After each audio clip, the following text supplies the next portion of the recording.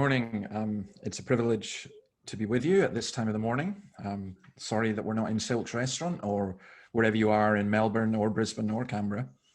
I'm also looking forward to this in this regard, at least that yesterday I did one. We got kind of bombed by people from out with who said all kinds of nasty and rude things, but you're lawyers and you'd be much more polite. If you do want to use the chat facility, you can put up questions during the talk as well. And you can either send them, there's a facility there, it says to everyone or privately to me or whatever. But I do want to begin by reading Psalm 8. So if you do actually have a Bible or you can go on screen and find one, then Peter's right, this is what we're looking at. It's a Psalm of David. Lord, our Lord, how majestic is your name in all the earth. You have set your glory in the heavens. Through the praise of children and infants, you have established a stronghold against your enemies, to silence the foe and the avenger. When I consider your heavens, the work of your fingers, the moon and the stars which you have set in place, what is mankind that you are mindful of them, human beings that you care for them? You have made them a little lower than the angels and crowned them with glory and honor. You made them rulers over the work of your hands. You put everything under their feet, all flocks and herds, and the animals of the wild, the birds in the sky and the fish in the sea, all that swim the paths of the seas. Lord, our Lord, how majestic is your name in all the earth. Well, I'm sitting here, and if I could turn my camera around, which I can't without disconnecting everything, you would see that I'm looking out over Chatswood, which you may not consider particularly majestic, although I think it's quite fine. There's a radio tower, which is North Sydney's equivalent of the Eiffel Tower, but there's beautiful trees and the sun is shining. There is much in the earth when we look at what it is that just makes us, how will I put it, just wonder. I mean, I mentioned to some of you before that when I was a teenager, I desperately tried to be an atheist, but I grew up in the Scottish Highlands and I just couldn't do it. I just could not find myself turning away from the idea that there was a creator.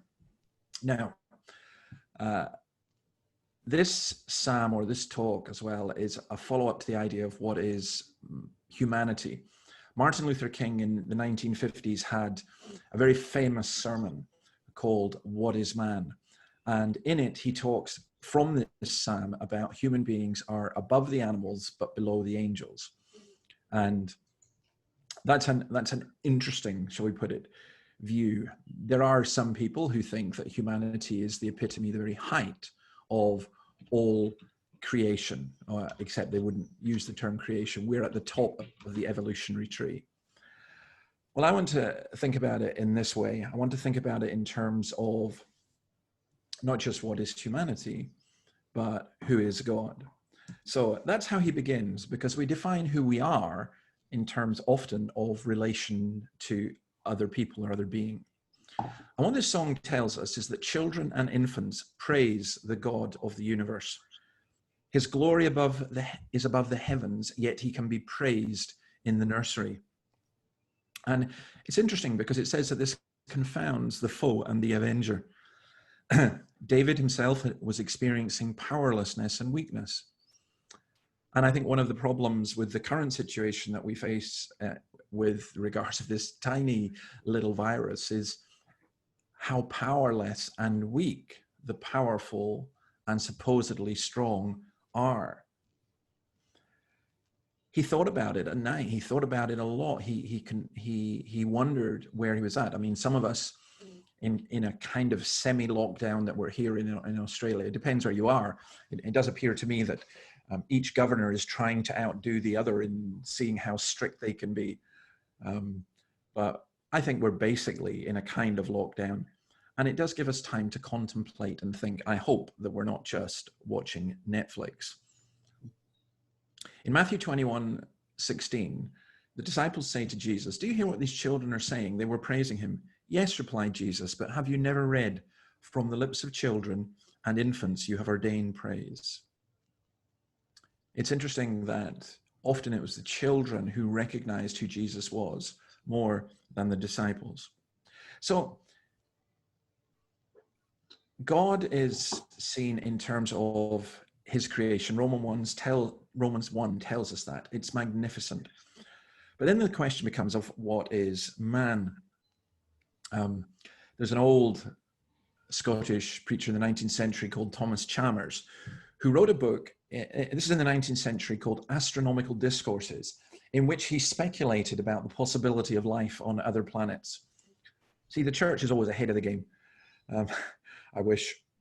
And he says this: we gave you but a feeble image of our own comparative insignificance when we said that the glories of an extended forest would suffer no more from the fall of a single leaf than the glories of this extended universe would suffer through the globe we tread upon, and all that it inherits should dissolve. I mean, it's the vastness of the universe that totally gets me. You take a gun, you fire a bullet to the nearest star, apart from the sun, and it would take 700,000 years to get there. But it's not just the vastness. It's also what cosmologists call the fine-tuning. Martin Rees speaks about the 6 numbers that make the universe. Or Fred Hoyle talks about the 15 constants.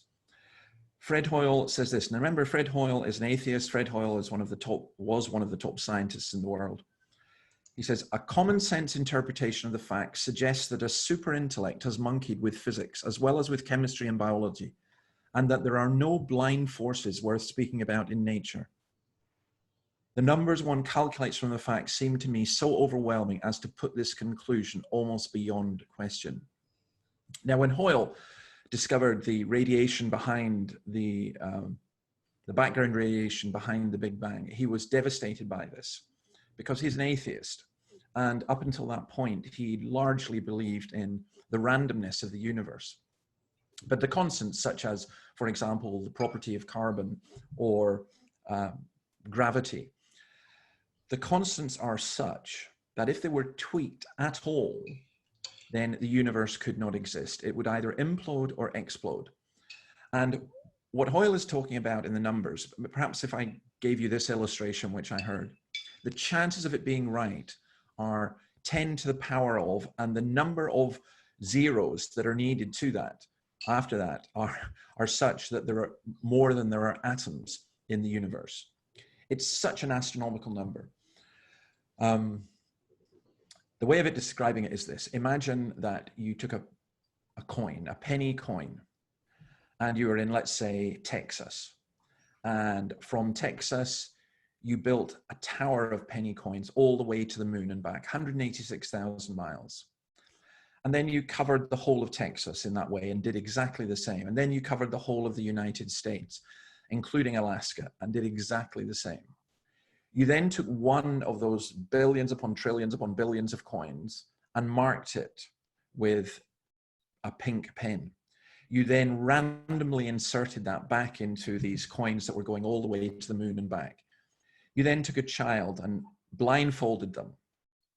What are the chances of them picking out that one penny out of all those coins? Well, that's the chances of the universe actually existing.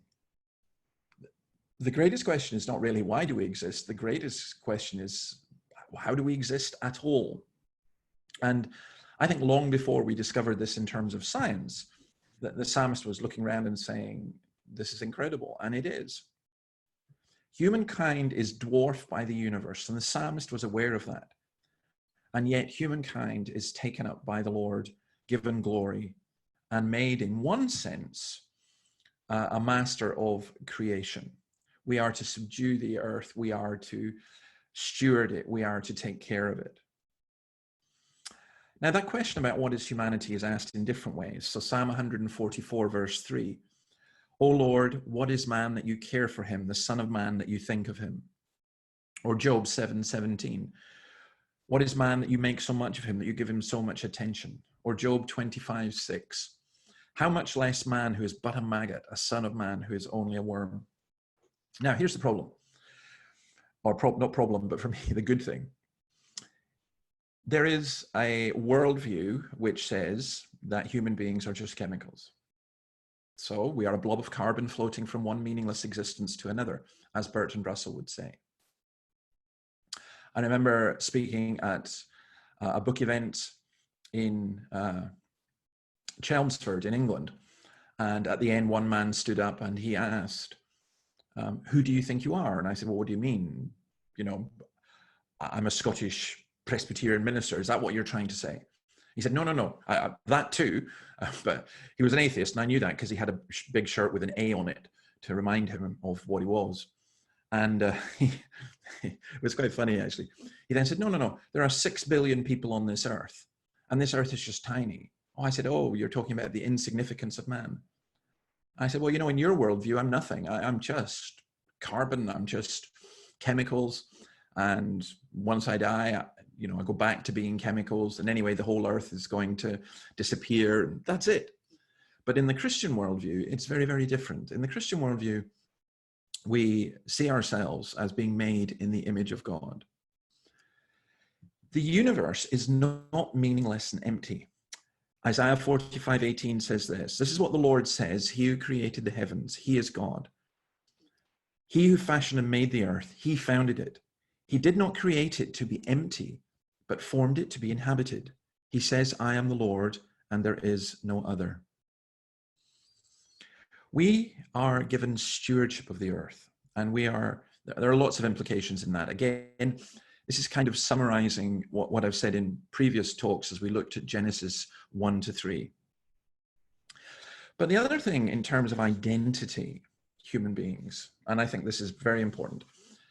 I remember doing a debate with the head of the British Humanist Association, and he was very calm and very smooth and very intelligent, and until I suggested to him that I didn't say he wasn't fully human. I said his philosophy was not fully human because he left out one of the most important bits about being human. We're physical beings, we're emotional beings, we're rational beings, we're communicative beings, we're societal beings, but we are also spiritual beings. And if you leave that out, then you're leaving out something that is fundamental to humanity. You know, in this current crisis, we're talking about what's necessary. So it's necessary to go and get food. So if you're a shopkeeper or a lorry driver, you're a necessary worker. It's necessary to have healthcare.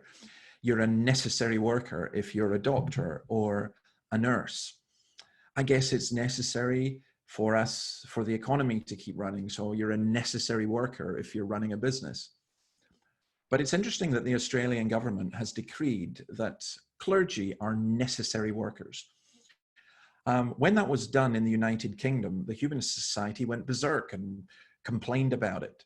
And they had to withdraw their complaint because it was just so bitter and caused such ridicule. But is it necessary? And the answer is yes. I don't think necessarily clergy, you could say, are necessary, but the spiritual aspect of humanity is absolutely necessary. And there's a very, very interesting description of that. How would you define yourself? Let me ask you this. How would you define yourself if you had to write down a list of what you are as a human being?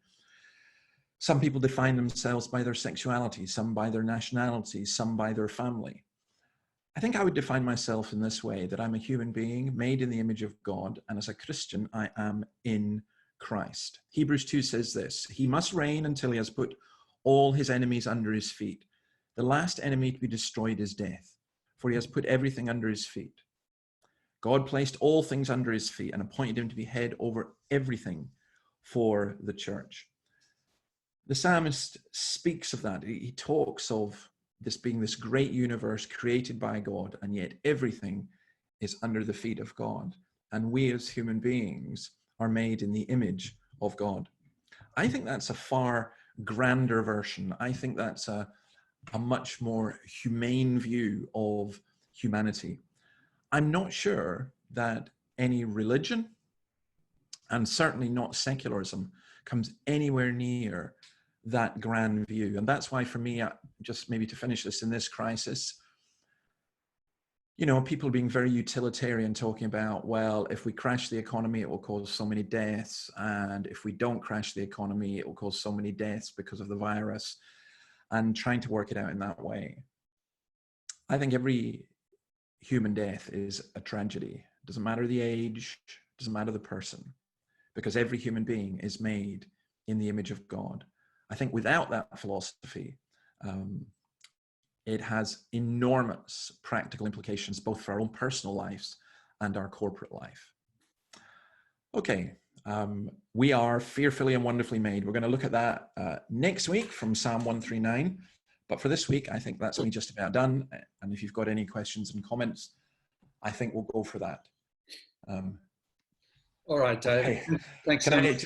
Yeah, Peter, I'm just going to go. There's a couple of questions on here. Can I just do those first? Absolutely. Okay, one's not a question, one's from Lisa. I wish you could hear me laugh when David says something funny. Hey, I don't say anything funny. This is desperately serious. You're completely misunderstanding me, Lisa. So, no. I realize, I'm reminded of a story about the Baptist minister Charles Haddon Spurgeon, when this lady came up to him and said to him, Mr. Spurgeon, you use far too much humor in the pulpit. And Spurgeon said, Madam, you may well be right, but you should be thankful for what I do not use. And I feel that I ought to say the same as well. There's things. Now, by the way, I hate doing this on Zoom, purely and simply because I have to look at myself at a screen and it's just awful. I feel sorry for you guys. And then I have to squint to read the question. Why would God make humans in his image, but place us and the rest of the living creation in such an insignificant part of the total universe? Yeah, but it's not insignificant. That's the point. That's what's fascinating about it. Although Thomas Chalmers was speculating in the 19th century whether there was life on other planets, we haven't found any. I don't want to upset any of you Trekkies out there, but it's not real. And the Star Wars stuff, sorry, it's not real. We just haven't found any. And it does seem to me completely amazing that there is this planet which exists with life and water and everything else. And I remember Stephen Hawking in his book, A Brief History of Time, which has the reputation of being the most unread book in history, unread book in history. But at the beginning of that book, now I'll try and get the quote right. I don't have it right in front of me. So this is from memory. He says, it looks as though the universe was created by a God who intended to create beings just like us. Because he was talking about the fantastical, astronomical possibilities of the earth actually existing with the capacity for life. And I think, by the way, his book is so difficult to read because he says that's what common sense would tell us, that's what it looks like. But because he was an atheist and he didn't believe it, he allowed his philosophy to dominate over his science, if you like. And he desperately tried to create an explanation of a universe without God, which is very, very difficult.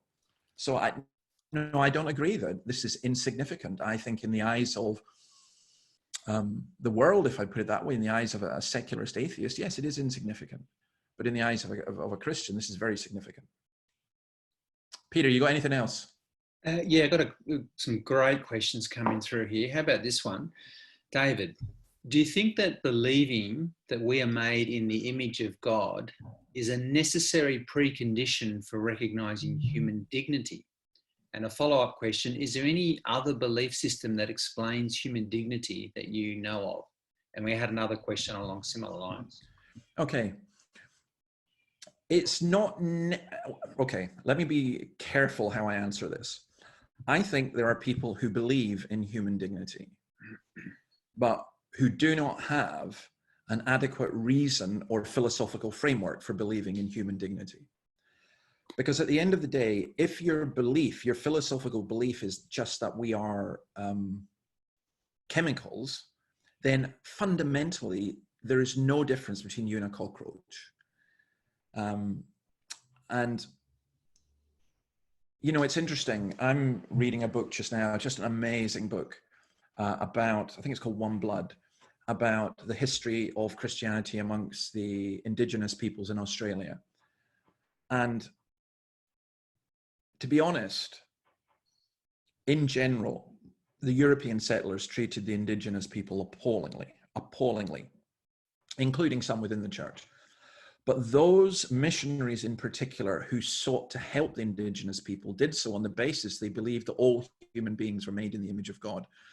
That was their philosophical basis. The scientific basis at that time was that the indigenous people were a lower rung on the tree of evolution and therefore were going to be eradicated. That's what the scientists believed. That's what the rational people believed. But Christians disagreed with that. So for me, I think that you can believe in the dignity of human beings, but if you want to be rationally consistent, you have to have a philosophical framework that allows for it. Was there another part to that question? The second part of that was, is there any other belief system that explains human dignity that you know of? Or I guess gives a good foundation for human dignity. Well, I would say the monotheistic religions, so Judaism and Islam, would tend to have that. My problem with Islam tends to be not its view of humanity, well, one or two differences to that, but more its view of God. But I would say the monotheistic religions certainly do that. I'm not sure that I could comment too much on Buddhism, which is largely atheistic anyway, or Hinduism. Mm-hmm. In terms of secular worldviews that are based upon a materialist view, no. The secular worldview assumes too much without rational foundation. Okay. All right. We've got another question here. Why would God make humans in his image and so on, but place us and the rest of all living creation in such an insignificant part of the universe? Okay. Well, I kind of answered that already. I don't think it is insignificant. And I think its significance comes from the fact that we're on the planet. You know, the vastness of the universe just totally blows my head. I used to live in an area where there was no light pollution or virtually no light pollution. And, you know, I'd walk and I'd stare at the stars and it was just incredible to me. I think, yes, I mean, that's what this psalm is saying. He's saying, what are we? This is incredible that we are here on this planet, that we can think, that we can talk, that we can ask these questions. It's incredible that we can be creative. It's incredible that we can contemplate these things. And yeah, the question is valid, but I would say that the planet has significance because we are here. All right. Okay, we got another fantastic question here in terms of the part of the universe that, I'll just read it out. What part of the universe will the heaven that Christians go to will occupy? So, okay. Yeah. And they also say that they agree that One Blood by John Harris is a great book. Yeah. Thank you. It's keeping me awake at night. I find that I do recommend that book. I find it profoundly disturbing.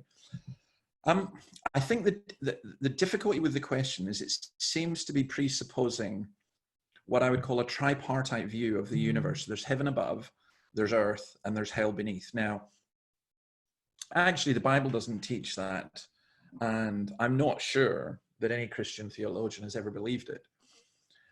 I think there will be a new heavens and a new earth. So I don't think, you know, if you say, where is heaven? Well, if we manage to get a rocket ship that could go far enough, we'd arrive at God's destination. I think, one, God is everywhere, but I think there's a specific place that will, dare I say, it's almost like a parallel universe where there'll be no sin or evil or wickedness or decay or disease or COVID-19 or whatever.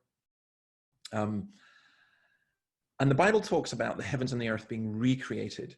I do not think that you can get onto it. I mean, I think Calvin said, if you imagine God living in a cottage millions of miles up in space, you've got it all wrong. And so I don't think heaven is a particular part of this universe. I think heaven is where God is ultimately, and I suspect that almost like a parallel universe, a recreated universe would be the answer. Okay. I think we've probably got time for a couple more questions. Yeah. There's one that's come through. If Star Trek is not real, that's actually not being conceded by the questioner, and we're unique in the universe, what's the point of everything else? You know, why so many stars and galaxies? Do they have a purpose? Yeah, I mean, all I'll say about Star Trek is you should try Klingon ale. That just proves it's not real. It's worse than Australian beer. So, no, sorry. What's the point of everything else? Well, so many stars and galaxies, do they have a purpose? Yes, they do. Job, in the midst of his agony, looks up to the heavens and he says, when I consider the stars, when I consider the universe, he says, I realize that these are just but the outer fringe of your power. Psalm 19 says, the heavens declare the glory of God. And I think that's what they're for. I think they reveal and show the glory and the power of God. And that, for me, has helped me enormously in my understanding of God, because to think of God as some old man sitting on a cloud or some Superman being is just ridiculous. But you look at the heavens and you think, wow, there's something greater, someone bigger than this. And actually, Einstein went that route. His belief was, I don't think he was a theist. He certainly wasn't a Christian. But neither was he an atheist. He actually ended up saying that there must be an intelligent mind behind this universe. And I think the universe testifies to that. So that's what the purpose is. Anything else before we go? Just probably the last question is just picking up on social Darwinism that you referred to in reading One Blood. Can you think, or have you read of any other examples of Christians who have actually rejected that philosophy, which was so kind of pervasive in the early 1900s and late 19th century? Yeah, well, it's fairly pervasive today as well, actually. Why do you think Iceland is celebrating not having any Down syndrome babies? We've eradicated Down syndrome babies. They're not worth living. I think social Darwinism is actually fairly deeply ingrained within the culture. The strong survive, the weak you get rid of. Of Christians who resisted that, yes. I mean, I'll go to the example of, or my favorite example always in terms of this is Adolf Hitler, who his secretary, I was going to say yelled to Junge, I think her name was, no, Traudl Junge. She wrote afterwards that Hitler used to sit at the dining room table and say that human beings were an evolved species. And he then went on to say, that we have to let the weak die. He sought to eradicate before the Jews, the disabled, for example, to get them out of the gene pool. And he then said, it's only the church that seeks to keep the weak alive, which I thought was actually a remarkable testimony. Now, I don't think that is true. I think there are other people human beings who are, if you like, moral in that sense and recognize that that's wrong and false. But I would say that it is a Christian philosophy that underpins the desire to help everyone. So I walk down the street and I see a guy lying in his own urine. I cannot say he's a scumbag, he's a drug addict or a drunk or whatever. I have to say he's a human being made in the image of God. And for me, that basically trumps absolutely everything. So I don't know what you're doing, but when I get up in the morning and after I've read and prayed and so on, I switch on my screen and I look at the John Hopkins, how many people have got COVID, how many people have died, not of the disease, but with the disease, and how things are going. And, in Australia, we've got 21 deaths, which is incredible how low it is compared with the rest of the world. And some people want to say, well, it's only 21. Yeah, but each one of those 21 is a significant human being. And so we would mourn for them as we mourn for the one of the 2 million. I think that's the significance of what we've been looking at today. All right. Okay. Shall we leave it there? Yeah, good. Thank you. Thank you, David, so much for everything you've shared with us. And thank you so much for being with us. So join us same time next week. And David's going to do his second part where he looks at being fearfully and wonderfully made. See you next time. See you next time.